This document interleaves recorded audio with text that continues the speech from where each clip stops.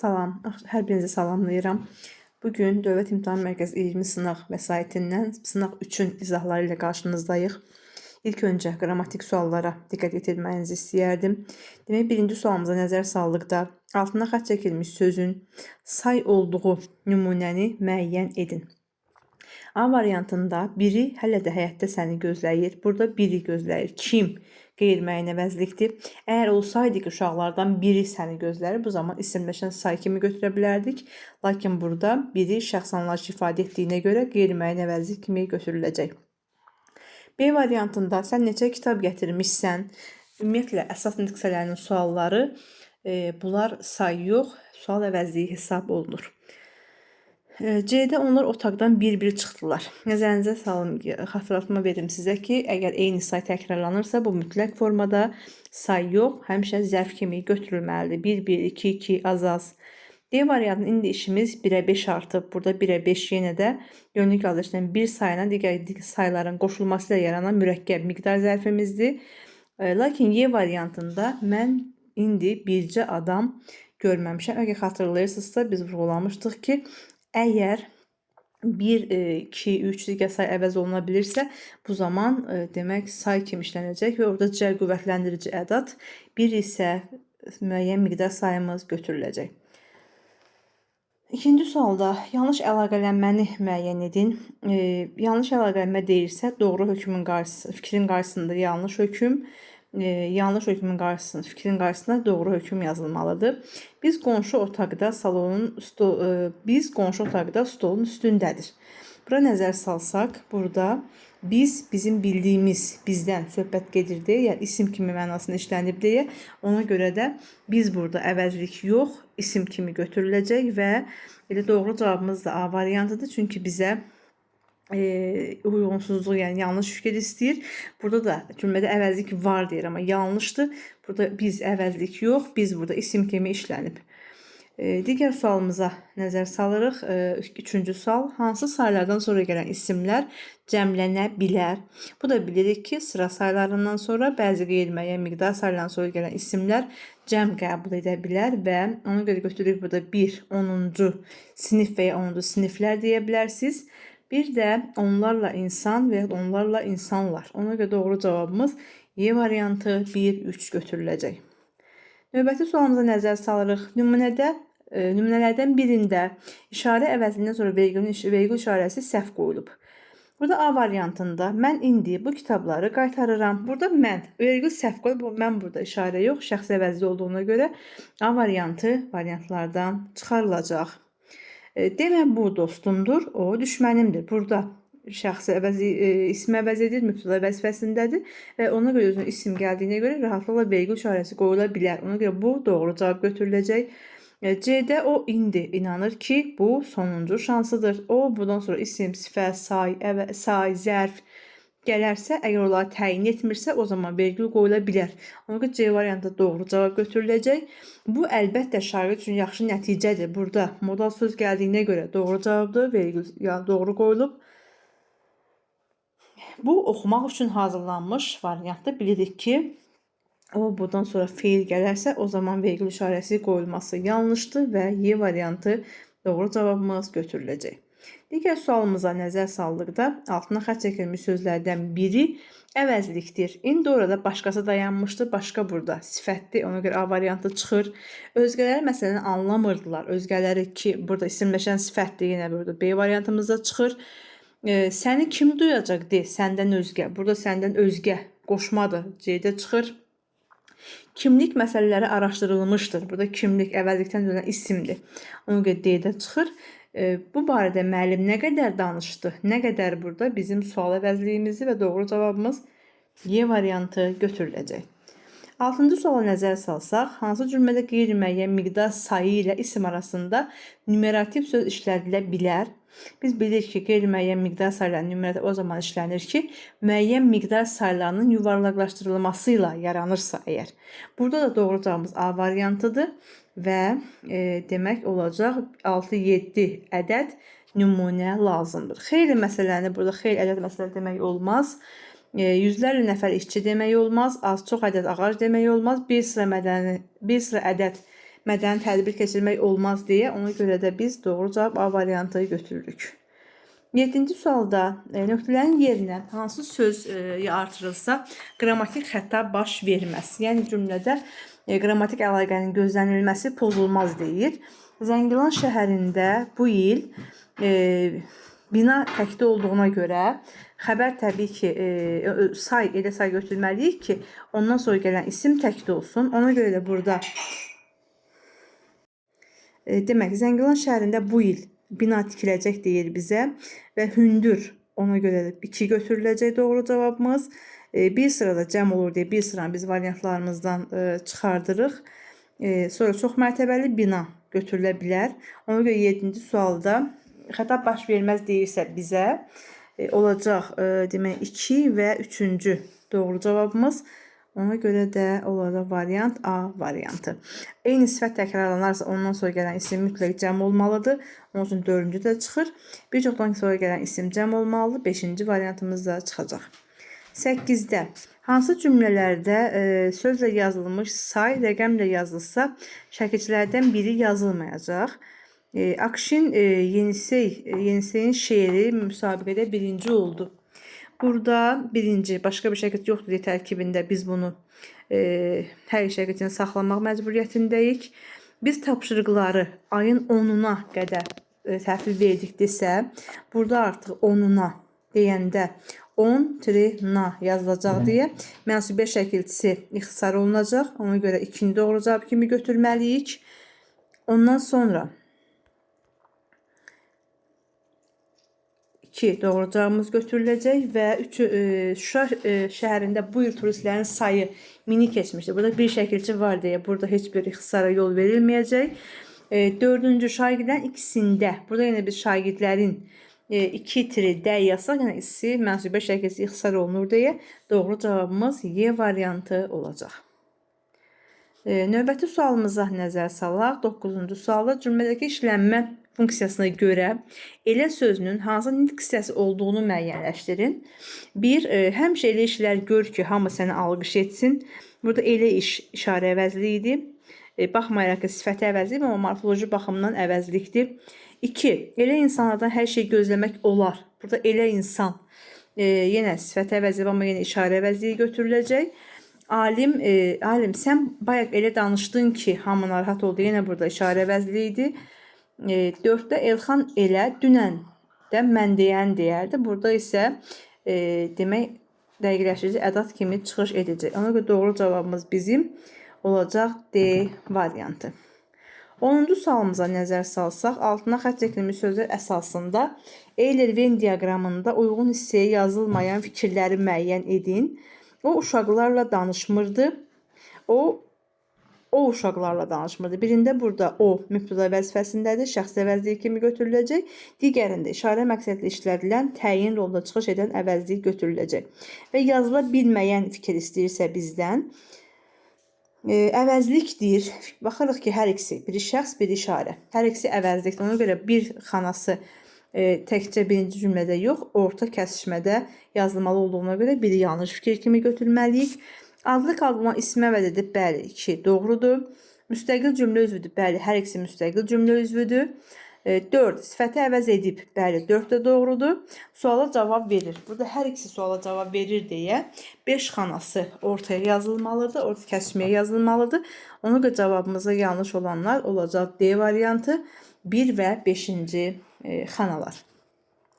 Qrammatik sualların izahı ilə yekunlaşdıq. İndi isə nəzər salaq mətnlərimizə. Bilirik ki, imtahanda bizə 2 mətin, biri bədii, digəri publisistik olmaqla mətnlər salınır. Birinci mətnimiz tərbiyə mətnidir və bədii mətndir. Sözün poetik funksiyasına istifadə olunur. Mətni oxuyub özünüzlə tanış olub məlumat əldə edə bilərsiniz və mətn suallarına keçirəm. Mətndə tünd qara hərflərlə yazılmış ifadəni verilmiş nümunələrin hansı ilə əvəz etmək olar? Burada demək bizim qara hərflə verilən sözümüz olacaq xoşhal olur sözü və bu da xoşhal olur sözün mənasını götürə bilərik razı qalır sözünü və razı qalır. Bir də məmnun olur sözləri. Ona görə doğru cavabımız olacaq bizim C variantı. Digər sualımıza nəzər salırıq. Hansı fikir mətnə əlavə edilsə, tərkib sırasına əlaqə pozular. Bilirik ki, mətnin 3 tərkib hissəsi var. Giriş, əsas və nəticə hissələr. Və biz hansı bir cümlə əlavə etdiyimiz halda mətnin əlaqə pozulan cümləni istəyir. A variantı onu dərs almaq üçün məşhur bir müəllimə tapşırmışdılar. Bəli, bu doğrudur. Padşah oğlu olduğuna görə məşhur bir müəllimə tapşırmışdılar. Bu doğru. 2B-də oğlumun tərbiyəsi mənim üçün hər şeydən vacib. Bəli, bunu padşah vurğulayırdı, bunu əlavə eləmək olar mətnə. Bu onun arxayınlığının qarşısını alar. Bəli, padşah orada müəllimə bir məsləhət görür ki, siz məni dərsə çağırın, məni tənbih edin. Ona görə də C-də doğrudur. Müəllim həmin günü səbirsizliklə gözləyir. Bəli, müəllim padşahın dərsdə iştirak edəcəyi günü səbirsizliklə gözləyirdi. Ona görə D-də doğrudur. Pozulmaz yəni, amma verilən məsləhət nəticəsiz qalır. Bu yanlışdır, çünki orada padşah həqiqətən dərsdə gəlib oturandan sonra dərsdə uşağın fikri dəyişir və müsbət yönə dəyişməyə başlayır. 13-cü sual nəzər salsaq, mətndə hansı suala cavab yoxdur? Sultan oğlunun hərəkətlərindən xəbərdar olurmu? Təbii ki, müəllim onu birinci müəllim atasını xəbərdar eləyir. Ona görə 1 doğru cavabımızdır, A çıxır. Məhəmmədin tərbiyəsində müəllimin səhvi nə idi? Burada cavabı var, çünki sultan olduğu üçün ona xüsusi diqqət göstərirdi. B-də cavabı götürülə bilər. Sultan Məhəmməd kimlə dostluq edirdi? Bəli, belə bir cavabımız bizim mətndə olmadığına görə demək yanlış cavabdır. D-də ata müəllimi hörmət edən, təbii ki, padşah olsa belə müəllimi hörmətli sayırdı. Sultan niyə pərtalda başını aşağıda? Çünki müəllim onun oğlunu tənbih etdi və sizin oğlunuz oxumur deyə bir adını bildirdi. Ondan sonra gəldik 14-cü suala. Nöqtələrin yerinə elə cümlə əlavə etməklə mətni genişləndirmək olar. Burada müəllim, təbii ki, burada cümləmiz bizim hansıdır? Nöqtələrin yerində olan cümlə deyir ki,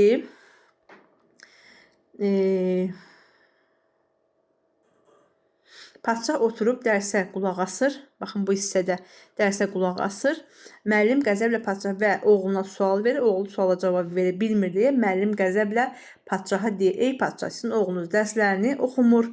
Onun üçün də burada 14-cü suala doğru cavabımız bizim A variantıdır. Həmin kontekstə uyğun mənada işləndiyinə görə. Növbəti sualımıza nəzər salaq. 15-ci sualımız demək, hansı cümlələr mətndəki əsas fikri ifadə edir? Burada əsas fikir təbii ki, övlad tərbiyəsi idi. Ona görə də əzizim əzizdir, tərbiyəsi ondan əzizdir. Ona görə bir doğru cavab götürüləcək. Mənəvi tərbiyəsini düzgün quran millət həqiqi mənliyə sahib olacaq. Bəli, orada hökmdar olmuş olsa belə dərs verdik ki, yəni müəllim hökmdardan daha üstündür. Ona görə doğru cavabımız olacaq bizim əsas fikir demək. Burada, üzr istəyirəm, quran millət həqiqi mənliyə sahib olacaq. Xeyr, bu yanlış yanaşmadır. Ona görə biz bunu götürmürük, səhv cavab kimi.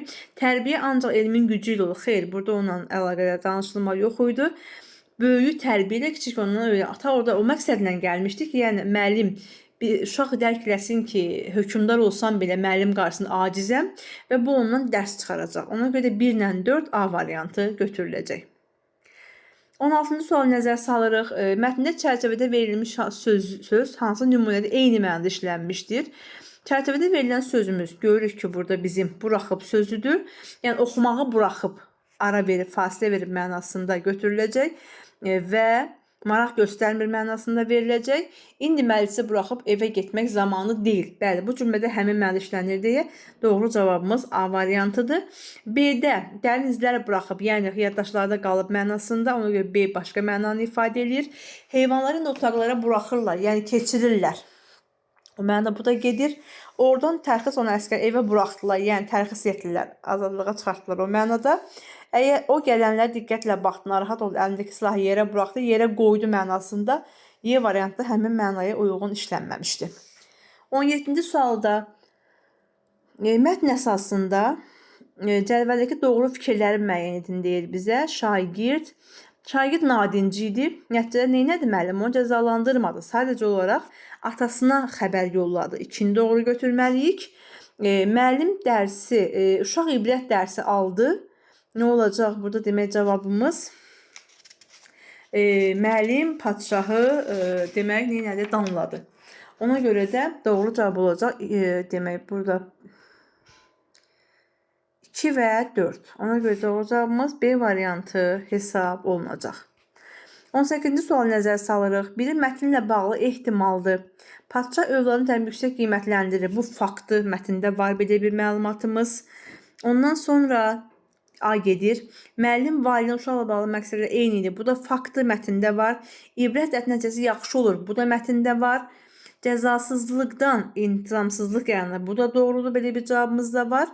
Şahzadə Məhəmməd atasının hökmündən arxain idi. Biz bunu ehtimal edə bilərik ki, onun oxumama səbəbi atasının hökmdar olmağına arxain olması idi. Üzərində rəqəm yazılmış sözlər əsasında demək deyir ki, müəyyən edin həqiqi və məcazi mənada işlənməsini. Demək, burada bizim birinci sözümüz, rəqəm yazılan sözümüzü taparıq ilk öncə. Olacaq demək, yanına, müəllimin yanına gəlir. Fikir verirsinizsə, yanına gəlir. Bu həqiqi mənada işlənən bir ifadəmizi bir həqiqi mənadadır. Daha sonra ikinci sözümüz qəlbinizi qırıb. Təbii ki, qəlbi qırmaq olmaz. Məcazi mənada götürüləcək. 2. Dərsinizə gələcəyəm. Həqiqidir. Dərsə həqiqətən gələ bilər valideyn. Ondan sonra qulaq asır. Bilirik ki, qulaq asmaq ola bilməz. Məcazi mənada götürüləcək. Və növbəti sözümüz isə elə bunlar. Başqa əlavə söz yoxdur mətndə. Sonra gəldik növbəti demək 20-ci sualımıza. 20-ci sualımızda deyir ki, altına xətt çəkilmiş sözün qarşılığını cümlədə işlədib yazın. Altına xətt çəkilən sözümüz görürük uşaqlar burada nadincliklə sözüdür. Biz də bunun əvəzinə o çox şuluqluq edirdi və yaxud da ki dəcəllik onun peşəsi idi deyəndə burada həmin sözə qarşılığını şuluqluq və dəcəllik sözlərlə ifadə edə bilərik. Keçirik növbəti mətnimizə. Bu mətnimiz informasiya xarakterli mətindir, publisistik mətindir və burada da iki ixtiraçıdan söhbət gedir. Təbii ki, demək radionun kəşfindən və ilk teleqraf şirkətinin qurulmasından söhbət gedir. Makroni və Popovun demək kəşflərindən danışılır. Mətni özünüz oxuyacaqsınız və məlumatlı olacaqsınız. Sualları mən izahına keçmək istəyirəm. Hansı cümlədə qarşısında işarə qoyulmuş sözü əvəz edə bilən nümunə işlənmişdir?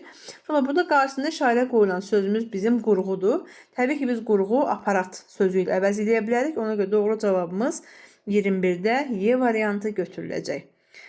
Daha sonra mətndə nədən söhbət getmir? Ananın övladına inamından. Sonra burada ananın övladına inamı var. Baxın, deyir ki, ana oğluna demək, anası sona qədər ona dəstək göstərdi. Var, ana inamı var oğluna. Ondan sonra yeni bir avadanlığın icadından bu var. Təbii ki, teleqraf şirkəti quruldu, radio icad olundu. Bu da var. Ona görə burada A-da gedir, B-də gedir. Makroni İngiltərədə demək, alimlər birgə işləməsindən bu da var. Təbii ki, İtaliyada elmi cəmiyyətlərin olmasından belə bir şey mətndə söhbət yoxdur. İtiyarası radioların yayılmasından təbii ki, bundan söhbət gedirdi. Əsas elə mətnin məğzində bu təşkil edir. Ondan sonra 23. Fikirlərdən biri doğrudur. Radionun kəşfi patentini 2 alim alıb. 2 alim almayıb. Burada 1 alim alıb. Ona görə bu yanlış götürüləcək. Ondan sonra sağlığında İtaliya heç kəs onun icadlarına bəhrələnə bilməyib. Xeyr, yanlışdır. Bəhrələniblər. Ona görə B-də yanlış götürüləcək. A-da B-də. Ölüm xəbəri xüsusi qeyd olunub. Xeyr, qeyd olunmayıb. Nəzəri fikirlə təcrübədə əksini tapa bilməyib, əksinə tapıb. 19-da şirkət qurmaq mümkün olub. Bəli, burada fikir versəz ki, şirkətimiz bizim qurulub nə vaxt? 1897-ci ildə. 1897-ci ildə əsrlə 19-cu əsrə təsadüf edir deyə. Ona görə şirkətin qurulması demək götürülür nə vaxt? 19-cu əsrə və 23-cü sualda doğru cavabımız Y variantı hesab olunacaq. 25-ci suala gəldik. Qara hərflərlə verilmiş söz mətndəki yerinə görə hansı sözlə əvəz oluna bilər? Burada da mətndə verilən bizim demək qara hərflə verilən sözümüz deyir. Olacaq praktiki sözü. Fikir versəz görərsiniz ki, praktiki sözüdür. Praktiki də təcrübi sözü ilə əvəz oluna bilər. Ona görə də 25-də bizim doğru cavabımız A variantı götürüləcək. Sonra burada 24 üzrüsəm diqqətlə yayındı. Mətnin nəticə hissəsi məqsədli şəkildə əsas ilə birləşdirilmişdir. Əsas isə hansı sözlə başlayır? Bizim nəticə hissəmiz buradan demək böyük ixtira sözündən başlayır və burada da 37-ci ildə 63 yaşında vəfat etdi. Onun ölüm xəbəri dünyanın bütün radio stansiyalarında eyni vaxtda yayımlandı. İlk radionu kəşf edən, burada bir ölümdən danışırdı uşaqlar. Artıq burada radionun kəşfinə, yeni başqa bir fikrə gəldi. Ona görə də ilk sözü ilə başlayan xana bizim mətnimizdə giriş hissəmiz hesab olunmalıdır və 25-də praktiki təcrübə sözü ilə əvəz olunacaq.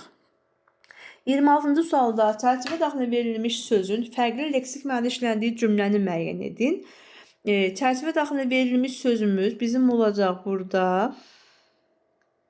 Havadan naqil kimi istifadə etmək olur. Bizim utduğumuz hava, adi bildiyimiz havadan söhbət gedir. Lakin biz hava sözünün amonim olduğunu bilirik. Ona görə də oyun havası deyildiyi halda fərqli mənadadır və bu da C variantında öz əksini tapır ki, Səlir dedi ki, hava sümüyümə düşmür, musiqini dəyisinə. Burada musiqi havasından söhbət gedir. Fərqli leksik mənada olduğu üçün doğru cavab C variantı götürüləcək.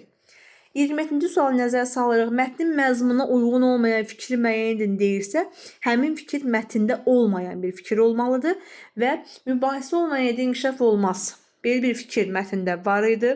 Yox idi, üzr istəyirəm, ona görə də bu yanlışdır. Uyğun deyil mətnə, çünki orada mübahisə var idi. Bəzən yanlış seçimdə inkişafın qarşısını alır. Bu da yanlışdır mətnə görə. Elm öyrənmək, ixtira etmək insan əsas vəzifəsidir. Xeyr, burada da bundan danışılmırdı. Fədakarlıq, məşhur olmaq, burada fədakarlıq söhbət getmirdi. İnkişaf məqsəddən, məqsəd isə uğruna mübarizədən ibarətdir. Bəli, doğru cavabımız 27-ci sualda Y variantı. Çünki orada həqiqətən qarşısına məqsəd qoymuşdur və məqsəd uğruna mübarizə qazanmışdır. 28-ci sualımıza nəzər salsaq, suallardan birinə mətnə cavab vermək mümkün deyil. Makron neçənci il anadan olmuşdur? Sonra biz mətnə nəzər salsaq ki, Makroni demək 37-ci il 63 yaşında vəfat edib və 1937-dən 63 çıxanda 1874 edib və anadan olduğu tarixi də tapmaq mümkündür. Ona görə A variantının cavabı var. B-də ixtiraların müəllif barədə hər zaman dəqiq məlumat olurmu? Təbii ki, bu da mümkündür. Makron teleqraf şirkətində neçə yaşı var? Yəni 1937-ci ildən biz çıxırıq şirkət qrupu 1897-ci ili və alınan rəqəm təbii ki, şirkətin qurulduğu tarix götürüləcək, onun yaşı götürüləcək. Bu da var. Popovun nəzəri fikir ilk vaxtlar necə qarşılanıb? Bu da belə bir yanaşma mətninin tərkibində zaten var idi. Oxuyanda özünüz müşahidə etmişsiniz. İtaliya hökuməti hansı hadisədən sonra Makronun kəşflərini qəbul etdi? Mətndə hansı hadisə ilə bağlı olması ilə heç bir məlumat olmadığına görə doğru cavabımız Y variantıdır. 29-cu sualda uyğun doğru fikirlər deyir. Popov kimi Rus alimi idi. Makroni kimi idi, İtalyan alimi idi və hər ikisi alim idi. Hər ikisi müəyyən kəşfləri var idi oxşar cəhət kimi. Makroni ilk teleqraf şirkətini qurmuşdu və bunları fərqli və oxşar cəhət kimi götürə bilərsiniz. 30-cu sualda altına xətt çəkilmiş cümlədə fikri izah edin. Tənqidçi yazar bu fikir nə demək istəyirdi? O deyirdi ki, mətndəki cümləyə fikir versəz, Popov ilk radio aparatı quraşdırır, kanallar quraşdırarkən belə bir siqnal alır. Diqqət, diqqət, danışır BBC radiosu. Ona görə burada bunu çatdırmaq istəyirdi ki, Makronun kəşfi Popovdan daha əvvəl baş vermişdi. Bugünkü sınavımızla bağlı da bu qədər. Diqqətinizə görə təşəkkür edirəm. Növbəti mövzu izahımızda görüşmək ümidi ilə.